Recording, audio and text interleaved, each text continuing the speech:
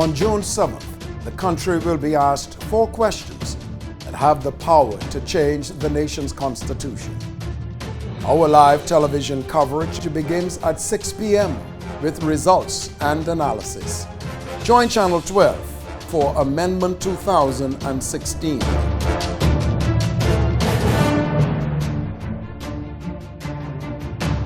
Thanks so much for joining us. Coming up in News Tonight, Loretta Butler Turner reflects on whether she will run for leader of the F&M. That story straight ahead on our news.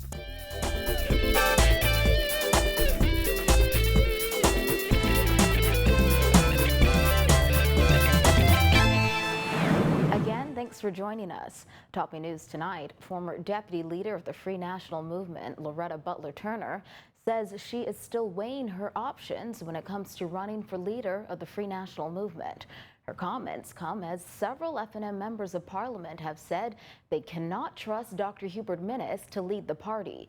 Jasmine Brown has the details in this report. The former F&M deputy leader and the one-time F&M leader hopeful says it's a decision she'll have to think long and hard about. The member of Parliament for Long Island says while she is still undecided on the matter, she is not ruling out the possibility. I really don't know at this point. During the F&M's one-day convention in November 2014, Minnis secured nearly 300 votes compared to just over 100 for Butler Turner.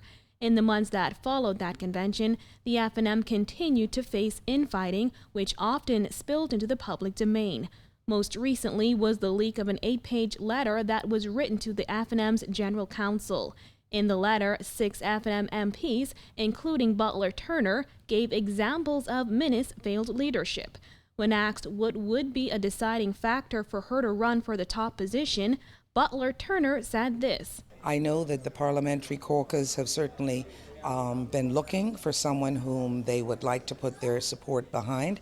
I've walked that road once before. Certainly, if they feel that they want to support me, I think that would not be something I would back down from. What we need to do right now is determine what does the best team look like. We don't know that. The F&M is strongest when it goes into convention. It can rally its troops, it can bring its people together, we can thrash out our differences, and we can then become a cohesive unit to be able to move forward. Reporting for our news, I'm Jasmine Brown. Free National Movement candidate for Elizabeth Estates, Dr. Dwayne Sands, describes the recent turmoil within the party as political drama at its finest. While giving his opinion on the matter, Simone Davis reports.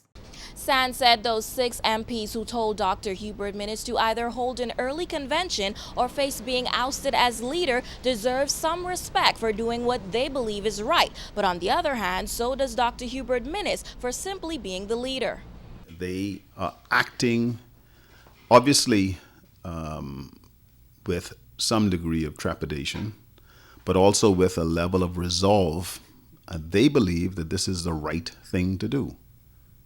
And so we should respect that position. Time will tell how this plays out. Sands said whomever emerges as F&M leader following the party's convention deserves respect. I believe that the Free National Movement would weather this storm. The leader of the Free National Movement that sits in the office deserves respect as the leader of the Free National Movement. But if he is replaced, the new leader will similarly deserve respect. Sands labeled the entire matter as political drama at its finest. He admitted that the party is in an uncomfortable and awkward position. I know the process, what you call drama, and I guess to some it is political drama at its finest. But this is not the time, if I could misquote Dr. Martin Luther King, for weak-kneed apologetic men or women. Sands was amongst those who previously called for an early convention. If it is done in good faith, if it is done because you have an abiding love for the people of the Bahamas and for the growth of this country, this cannot be wrong. As of now, the F&M's convention is set for November. The Executive Council and Central Council of the party are set to meet tonight. Reporting for our news, I'm Simone Davis. Well, citizenship will be one of the main issues Bahamians will vote on in next week's constitutional referendum. However, one group feels it has been overlooked, neglected, and disenfranchised by the government for far too long. Christina McNeil tells us more in this report. Thanks, Dana. Well, immigration and citizenship issues continue to weigh heavily on the population of Bahamians of Haitian descent who say government neglected to give them the rights they should have been granted at birth. On the island of Abaco, Haitian Bahamians and Bahamians of Haitian descent make up a large part of the population. Even if they are born in the Bahamas to foreign parents, the path toward regularization and citizenship is a long and sometimes expensive one. Diana St. Fleur was born and raised in the Bahamas to Haitian parents. She says it cost her hundreds of dollars over 5 years to obtain Bahamian citizenship. She says it's nothing short of a slap in the face that next week's vote has the potential to eliminate that process for groups of foreigners that do not include those Bahamians who were born to Haitian parents living in the Bahamas. It'd have to take you 5 years, 6 years, 10 years for me to get approved when I've been here all my life. I've been to the primary school, preschool, primary school, high school, never left here one. If I leave here for vacation, it's very rare, 7 days, not an extended period. So I think it's wrong. If you can give a foreigner citizenship, grant somebody who's born in your country citizenship too. St. Fleur says although she is eligible to vote in the upcoming referendum, she has chosen not to. However, she says she would march for the rights she says she and other Bahamians of Haitian descent should be granted.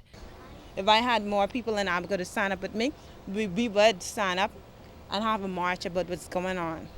If you can give a foreigner citizenship, why is it hard for someone who's born here to not have citizenship by birth? It's an issue North Abaco Member of Parliament Renardo Curry recognizes as a crucial challenge in the Bahamas. They are disenfranchised.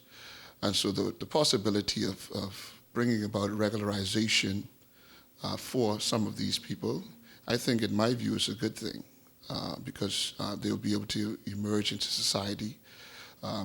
They are Bahamians as far as I'm concerned. However, when it comes to eliminating gender discrimination through Bill number 4, the Haitian Bahamian residents our news spoke to said they will be voting no, a sentiment underscored by feelings of distrust toward the government and information surrounding the proposed changes. Most Bahamians, the information was shared a little, so most Bahamians thinking like they trying to play a trick game and they ain't really telling the truth. You got to read between the fine lines. But one thing what I'm against the women marrying women and men marrying men, and that's what most Bahamians are concerned about. And they feel like it's trying to be a trick question for them to vote yes, and they don't even know what they're voting for. If we have this foolishness in the Bahamas, we're doomed. That we could be doomed in the United States. We can't be having no sissiness around in this country. And we just a small little country. We don't need that. We doesn't need that for true. Reporting for our news, I'm Christina McNeil. On the heels of an apology by former Attorney General Alfred Sears for his role in the failed 2002 referendum, former Deputy Prime Minister Brent Simonet cried shame on members of the Progressive Liberal Party for campaigning against the constitutional bills back then. We're talking about a constitutional amendment here, and I think, the politicians should hang their head in shame and just say, look, okay, we made a mistake then, let's move on. This is now, let's do it. Several senior members of the Free National Movement have called on the PLP to apologize. However, Deputy Prime Minister Philip Brave Davis said there is nothing to apologize for, insisting then Prime Minister Hubert Ingram made it political when he said the party that wins the referendum wins the general election. Well, Simonet says Davis's response lowers his opinion of the PLP. That's a childish cop-out. Come on, guys. Let's be bigger than that. What they're saying is because Mr. Ingram said, whoever wins this wins the election, that caused them to change their principles. That really, in my opinion, lowers my opinion of them, because that goes to show that a simple political issue can cause them. And so that's totally wrong.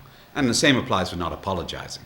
Symonette says several supporters have indicated they will vote no on June 7th as payback, but that's not the route to take. You know, a lot of people approached me and said they're voting against it because of political reasons, to which I reply, I respect your opinion, I don't agree with it, and I would hope that people don't think this is a political issue.